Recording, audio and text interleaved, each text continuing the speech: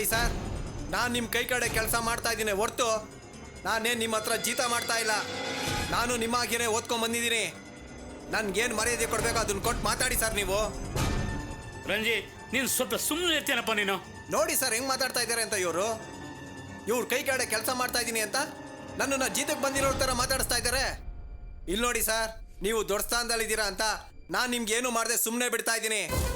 ಇಲ್ಲ ಅಂದ್ರೆ ಏನ್ ಮಾಡ್ತೀಯ ನೀನು? ಸರ್, ನನ್ಗೂ ಮರ್ಯಾದೆ ಕೊಡದೆ ಮಾತಾಡೋದಕ್ಕೆ ಬರುತ್ತೆ ಸರ್. ನೀವು ಮಾಡಿರೋ ಫ್ರಾಡ್ ಕೆಲಸನ ಇಡೀ ಆಫೀಸ್ಗೆ ಕೂಗಿ ಹೇಳ್ಬಿಡ್ತೀನಿ. ರೀ ವೆಂಕಟಾಚಲ, ಮೊದಲು ಇವನ್ನ ಆಚೆ ಕರ್ಕೊಂಡೋಗಿ. ಕಾನೂನು ಪ್ರಕಾರ ಏನ್ ಮಾಡ್ಬೇಕು ನಾನು ಮಾಡ್ತೀನಿ. ಅಲ್ಲ ಸರ್, ನನ್ಗೂ ಕಾನೂನು ಗೊತ್ತಿದೆ ಸರ್. ನಾನ್ ನಿಮ್ಮ ಹತ್ರ ಮಾತಾಡಲ್ಲ. ನಮ್ಗೂ ಯೂನಿಯನ್ ಇದೆ. ನಮ್ ಯೂನಿಯನ್ ಬಂದು ನಿಮ್ಮ ಹತ್ರ ಮಾತಾಡುತ್ತೆ. ಓಹೋ, ಯೂನಿಯನ್ ಬಂದ್ ಮಾತಾಡತ್ತಾ? ಹೋಗಯ್ಯ, ಹೋಗೋ, ಯೂನಿಯನ್ ಹತ್ರನೇ ಕೆಲಸ ತಗೋ. ಹೋಗೋ, ನನ್ನ ಹತ್ರ ಬರ್ಬೇಡ ನೀನು.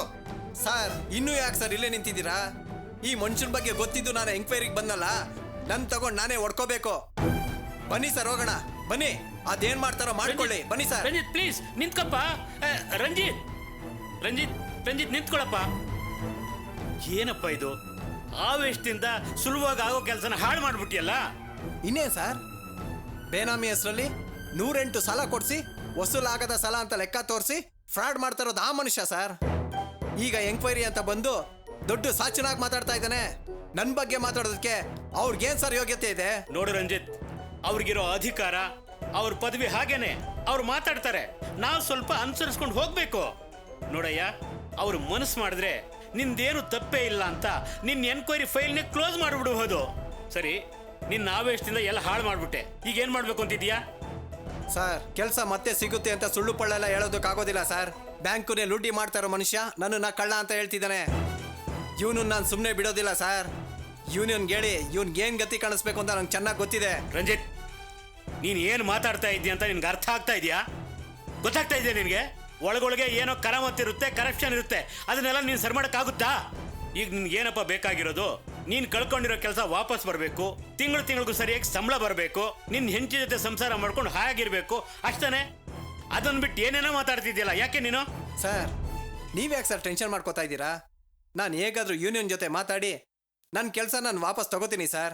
ಆ ನಂಬಿಕೆ ನನ್ಗಿದೆ ಸರ್. ನಾನು ಸಿಟ್ಟು ಮಾಡ್ಕೊಳ್ತಾ ಇಲ್ಲ ರಂಜಿತ್, ಟೆನ್ಷನ್ ಮಾಡ್ಕೊಳ್ತಾ ಇಲ್ಲ.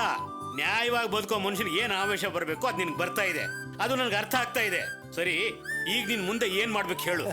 ಅದೇ ಸರ್, ಎಂಕ್ವೈರಿ ಎಲ್ಲ ಮುಗೀತಲ್ಲ, ಇನ್ನೇನ್ ಮಾಡೋದು? ಈಗ ನಾನು ಸೀದಾ ಮನೆಗೆ ಹೋಗ್ತೀನಿ. ನಾನು ಹೆಂಡತಿ ಅಡ್ಗೆ ಮಾಡಿ ಇಟ್ಟಿರ್ತಾಳೆ. ಗಡದ್ದಾಗ ಊಟ ಮಾಡಿ ನೆಮ್ಮದಿಯಾಗಿ ನಿದ್ರೆ ಮಾಡ್ತೀನಿ. ಏನ್ ರಂಜಿತ್, ನೀನು ನಿನ್ನ ತಮಾಷೆ ಮಾತುಗಳು ನಿನ್ನೂ ಬಿಟ್ಟಿಲ್ಲ.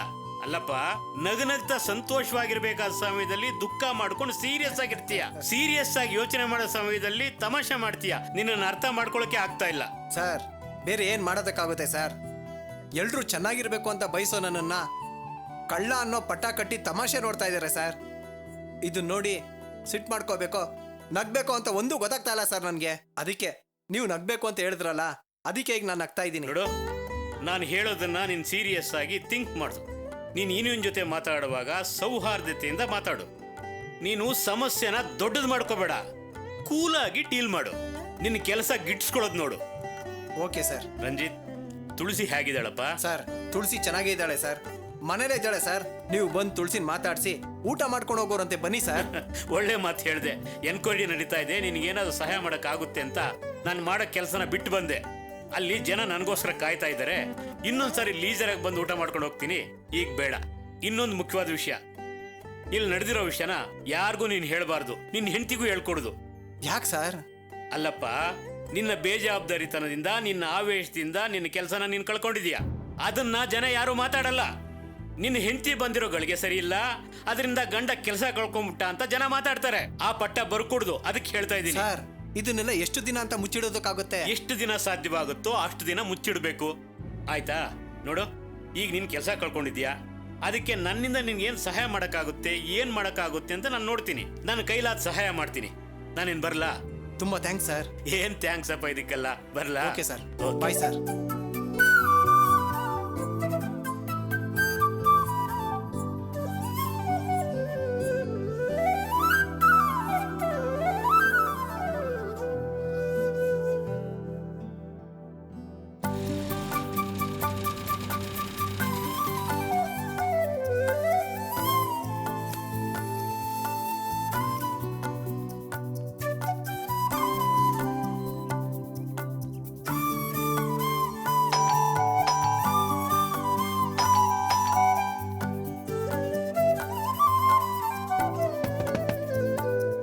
ತುಳಸಿ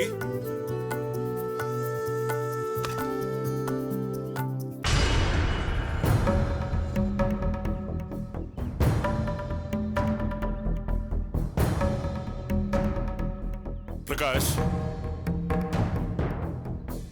ಪ್ರಕಾಶ್ ಪ್ರಕಾಶ ಏಯ್ ಪ್ರಕಾಶ್ ಪ್ರಕಾಶ ಏಯ್ ಪ್ರಕಾಶ್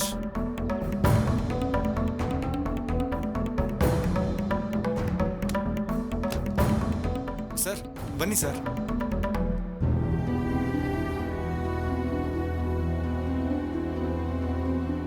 ತುಂಬಾ ನಿದ್ದೆ ಬಂದ್ಬಿಟ್ಟಿತ್ತು ಸರ್.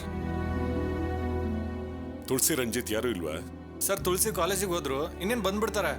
ರಂಜಿತ್ ಬೆಳಿಗ್ಗೆ ಆಫೀಸಿಗೆ ಹೋದವನು ಇನ್ನೇ ಯಾಕೆ ಬಂದಿಲ್ಲ ಅಂತ ಗೊತ್ತಿಲ್ಲ.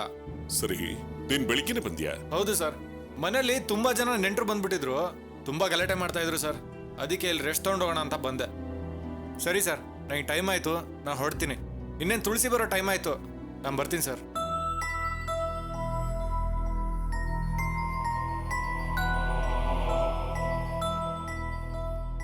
ಸರ್ ನಾನು ಗಣೇಶನು ಇಲ್ಲಿ ಅವಾಗ ಬರ್ತಾ ಇರ್ತೀವಿ ಸರ್. ಅವರಿಬ್ರು ಹೊರಗೆ ಹೋದಾಗ ಮನೆ ಫ್ರೀ ಆಗಿರುತ್ತಲ್ಲ, ಇಬ್ರು ರೆಸ್ಟ್ ತೊಗೊಳಕ್ಕೆ ಇಲ್ಲಿ ಬಂದ್ಬಿಡ್ತೀವಿ ಸರ್. ಸರ್ ರಂಜಿತ್ ಹೊರಗೆ ಹೋಗ್ಬೇಕಾದ್ರೆ ಕೀನ ಅಲ್ಲೇ ಇಟ್ಟೋಗ್ತಾನೆ. ನೀವು ಅವ್ರು ಬರೋ ಮುಂಚೆ ಹೋಗೋದಿದ್ರೆ ನೀವು ಅಲ್ಲೇ ಇಟ್ಬಿಡಿ ಸರ್. ನಾನು ಬರ್ತೀನಿ ಸರ್.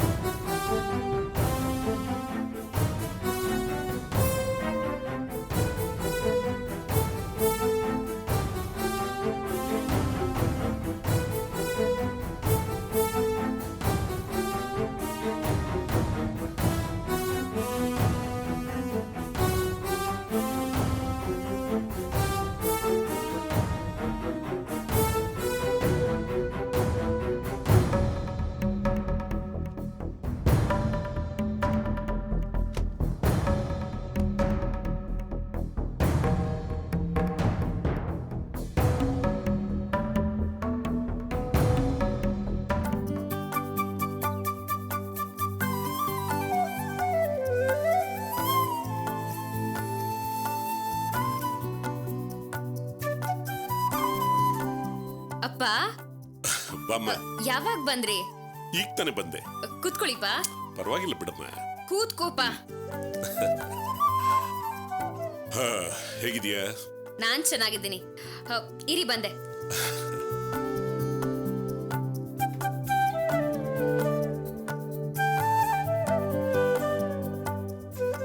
ಅಪ್ಪ ಅಜ್ಜಿ ಬರ್ಲಿಲ್ವಾ? ಇಲ್ಲಮ್ಮ, ನಾನು ಡ್ಯೂಟಿ ಮುಗಿಸ್ಕೊಂಡು ಬರ್ತಾ ಇದ್ದಲ್ಲ, ಅಂದಿವೇ ನೀನ್ ನೋಡ್ಕೊಂಡು ಹೋಗೋಣ ಅಂತ ಬಂದೆ. ತಗೊಳ್ಳಿ. ಓ,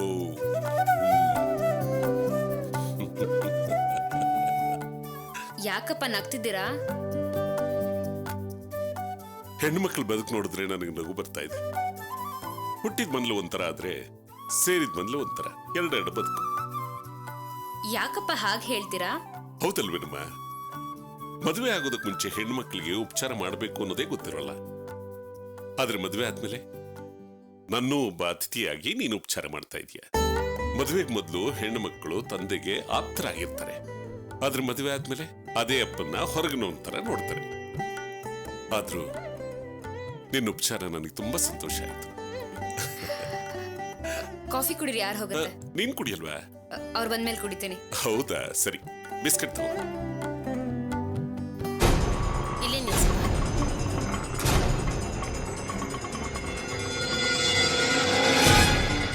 ತಗೋಪ್ಪ.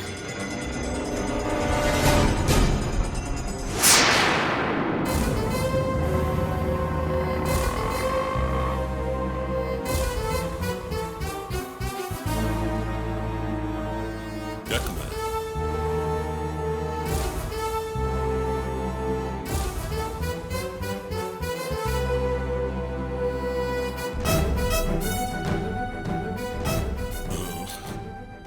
ತುಳಸಿ, ಅವರು ಜಗಳಕ್ಕೆ ಬಂದಿದ್ರು ಪರವಾಗಿಲ್ಲ, ಆದ್ರೆ ಮನೆಗೆ ಬಂದವ್ರನ್ನ ಬನ್ನಿ ಅಂತ ಕರಿಬೇಕಾದ ನಮ್ಮ ಕರ್ತವ್ಯ. ಹೋಗ್ ಕರಿ. ಹಾ ಅತ್ತೆ ಬನ್ನಿ. ರಂಜಿತಾ, ಬನ್ನಿ.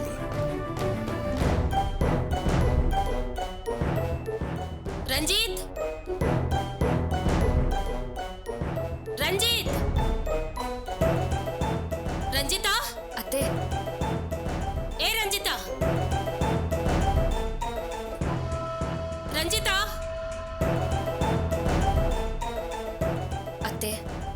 ರಂಜಿತ್ ಅವರು ಬ್ಯಾಂಕ್ ಹೋಗಿದ್ದಾರೆ.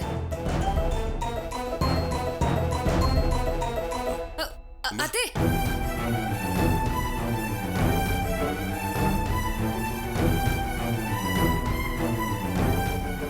ತುಳಸಿ ಯಾಕಮ್ಮ ಬಂದಿಯಾರೆ? ಗೊತ್ತಿಲ್ಲ ಅಪ್ಪ. ಇರು, ನಾನು ವಿಚಾರಿಸ್ತೀನಿ.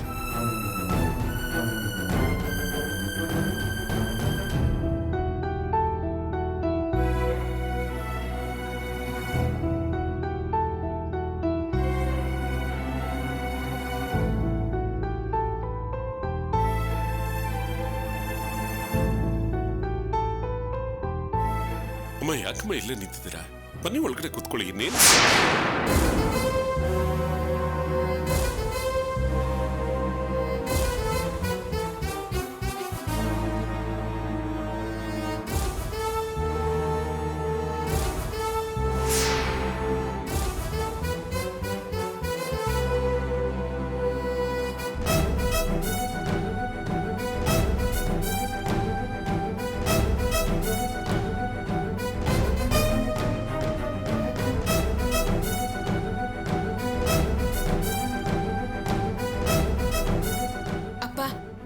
ಏನಾಯ್ತಪ್ಪ? ಇನ್ನೂ ಅವರು ಅದೇ ಕೋಪದಲ್ಲಿದ್ದಾರೆ. ಮುಖ ಕೊಟ್ಟು ಮಾತಾಡದೆ ಇರೋ ಹತ್ರ ಹೇಗಮ್ಮ ಮಾತಾಡೋದಕ್ಕಾಗುತ್ತೆ? ಸರಿ, ರಂಜಿತ್ ಯಾವಾಗ ಬರ್ತಾನೆ? ಗೊತ್ತಿಲ್ಲ ಅಪ್ಪ. ನೀನೊಂದು ಕೆಲಸ ಮಾಡು, ಅವ್ರಿಗೆ ಕಾಫಿ ತಿಂಡಿ ಏನಾದ್ರು ಮಾಡಿಕೊಡು. ನೋಡು, ರಂಜಿತ್ಗೊಂದು ಫೋನ್ ಮಾಡು, ಬೇಗ ಬರೋದು ಕೇಳು. ಸರಿಪ್ಪ.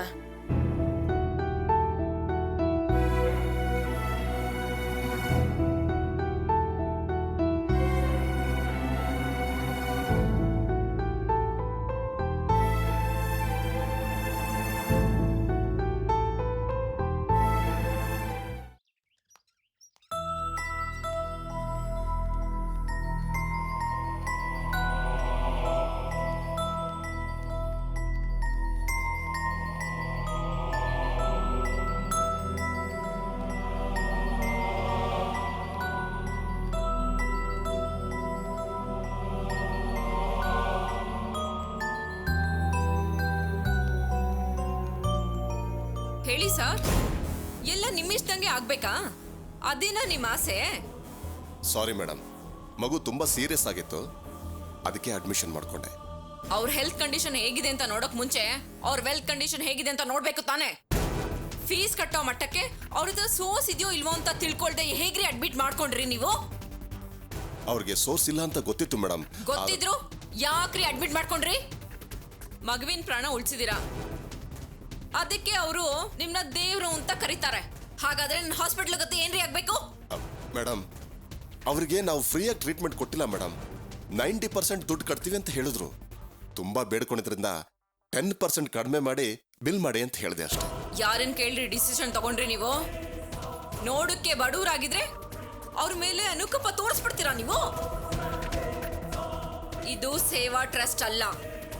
ನನ್ ನೋಟಿಸಿಗೆ ಬರ್ದೆ ನೀವು ಹೇಗ್ರಿ ಓನ್ ಡಿಸಿಷನ್ ತಗೊಂಡ್ರಿ? ಈ ಹಾಸ್ಪಿಟಲ್ಗೆ ನೀವ್ ಯಾರು ಹೇಳಿ ಸರ್? ನಿಮ್ ಡೆಸಿಗ್ನೇಷನ್ ಏನು ಅಂತ? Paediatric chief. ಹಾಗಾದ್ರೆ ನಾನ್ ಯಾರು? ನರ್ಸಾ, ವಾರ್ಡ್ ವುಮೆನಾ ಅಥವಾ ಸೇಲ್ಸ್ ರೆಪ್ಪ?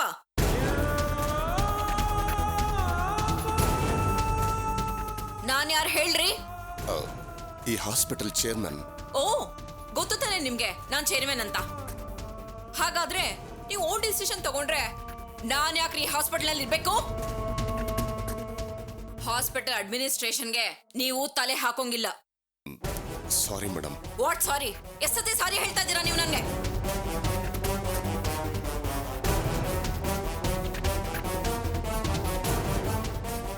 ಕೇಳಿದ್ರೇನೆ ಮೈ ಎಲ್ಲ ಇರಿಟೇಟ್ ಆಗ್ತಾ ಇದೆ. ಲುಕ್ ಮಿಸ್ಟರ್ ವಿನಾಯಕ್, ಈ ಹಾಸ್ಪಿಟಲ್ ಗೌರವ ಕೊಡೋ ಟ್ರೀಟ್ಮೆಂಟ್ ಅಲ್ಲಿ ಮಾತ್ರ ಅಲ್ಲ, ನಡ್ಕೊಳ್ಳೋ ರೀತಿನಲ್ಲೂ ಇರತ್ತೆ. ಈಗ ನೀವು ಬಿಲ್ ಕಡಿಮೆ ಮಾಡಿದೀರಾ, ನಾಳೆ ಇನ್ನೊಬ್ಬ ಪೇಷಂಟ್ ಬಂದು ಯಾಕೆ ಬಿಲ್ ಕಡಿಮೆ ಮಾಡಿದೀರಾ ಅಂತ ಫೀಲ್ ಮಾಡ್ಕೊಳ್ಳೋದಿಲ್ವಾ?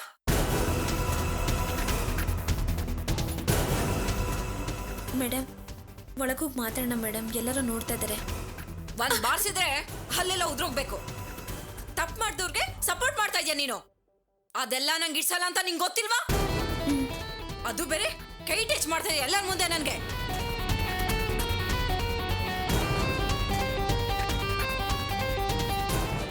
ಸಾರಿ ಮೇಡಮ್, ಎಲ್ಲರೂ ನೋಡ್ತಿರೋದ್ರಿಂದ. ಓಹೋ, ನನ್ನ ಪರ್ಸನಲ್ ಆಗಿ ಅಡ್ವೈಸ್ ಮಾಡ್ಬೇಕು ಅಂತ ಅನ್ಕೊಂಡಿದ್ಯಾ ನೀನು? ನೋಡು, ನಿನ್ನ ಪರ್ಸನಲ್ ಅಸಿಸ್ಟೆಂಟ್ ಆಗಿ ನಾನು ಇಟ್ಕೊಂಡಿರೋದು, ಪರ್ಸನಲ್ ಅಡ್ವೈಸರ್ ಆಗಿಲ್ಲ, ಗೊತ್ತಾಯ್ತಾ? ನಿನ್ ಕೆಲಸ ಎಷ್ಟೋ ಅಷ್ಟು ನೋಡ್ಕೊ ಹೋಗು. ಡಾಕ್ಟ್ರೇ, ನಾನು ಈ ರೀತಿ ಎಲ್ಲರ ಮುಂದೆನೂ ಮಾತಾಡ್ತಾ ಇದ್ದೀನಿ ಅಂತ ನೀವೇನು ಅನ್ಕೋಬೇಡಿ. ಎಲ್ಲರೂ ನೋಡ್ಲಿ ಅಂತಾನೆ ನಾನು ಈ ರೀತಿ ಮಾತಾಡ್ತಾ ಇರೋದು. ಇವತ್ತು ನೀವಿಷ್ಟದ ಪ್ರಕಾರ ಮಾಡಿದ ತಪ್ಪನ್ನ ಮತ್ತೆ ಬೇರೆ ಯಾರು ರಿಪೀಟ್ ಮಾಡಬಾರ್ದು, ಗೊತ್ತಾಯ್ತಾ? ಫಸ್ಟ್ ಅಂಡ್ ಲಾಸ್ಟ್ ವಾರ್ನಿಂಗ್ ನಿಮ್ಗೆ. ಇನ್ನೊಂದ್ಸತಿ ಇದೇ ತರ ಏನಾದ್ರೂ ತಪ್ಪು ಮಾಡಿದ್ರೆ ನಾನು ಸಿವಿಯರ್ ಆಕ್ಷನ್ ತಗೊಳ್ತೀನಿ. ನೋಟ್ ಮಾಡ್ಕೊಳ್ಳಿ, ಬಿ ಕೇರ್ಫುಲ್. ಏಯ್, ಇನ್ನು ಯಾಕೆ ಇಲ್ಲೇ ನಿಂತ್ಕೊಂಡಿದ್ಯಾ? ನಿನ್ನ ಅಪಾಯಿಂಟ್ಮೆಂಟ್ಸ್ ನೋಡ್ಕೊ ಹೋಗು. Okay ma'am. ಅಡ್ವೈಸ್ ಮಾಡಕ್ ಬರ್ತಾಳೆ, idiot. All of you get out. ನಿಮ್ ಕೆಲಸ ನೋಡ್ಕೊಳ್ಳಿ.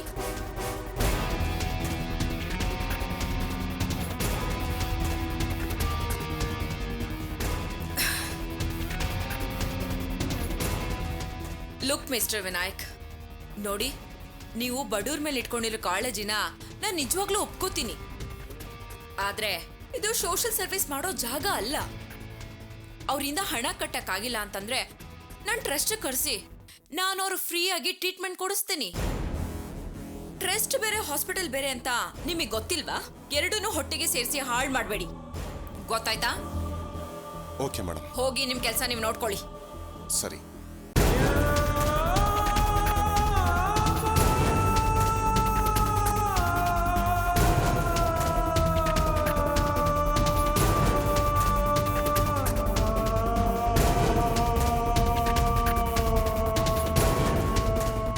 ಹೋಗಿ ಮಾತಾಡೋದ ಬೇಡವಾ? ಸಾರಿ ಕೇಳ್ದಾಗ ಮುಖದ ಮೇಲೆ ಹೊಡೆದ್ಬಿಟ್ರೆ ಬೇಡಪ್ಪ. ಅಪ್ಪನ ಕೆಲಸ ಕೇಳಕ್ ಹೋಗಿ ಈ ಪಿಶಾಚಿ ಕೈಲಿ ಓಡ್ತಾ ತಿನ್ನಕ್ಕಾಗಲ್ಲ.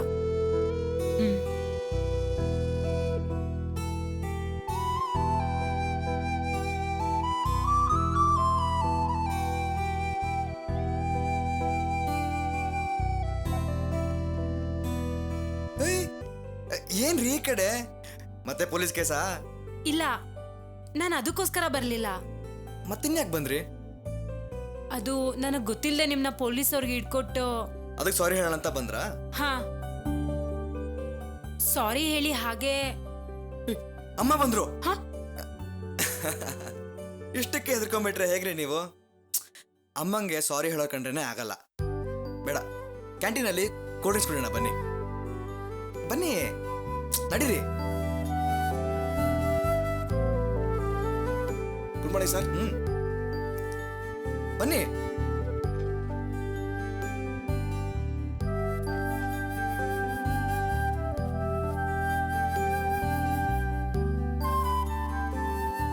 Good morning sir. Good morning. ಏನ್ ಬೇಕು ಸರ್? 2 ಕೂಲ್ ಡ್ರಿಂಕ್ಸ್ ತಗೊಂಬನ್ನಿ. Okay sir.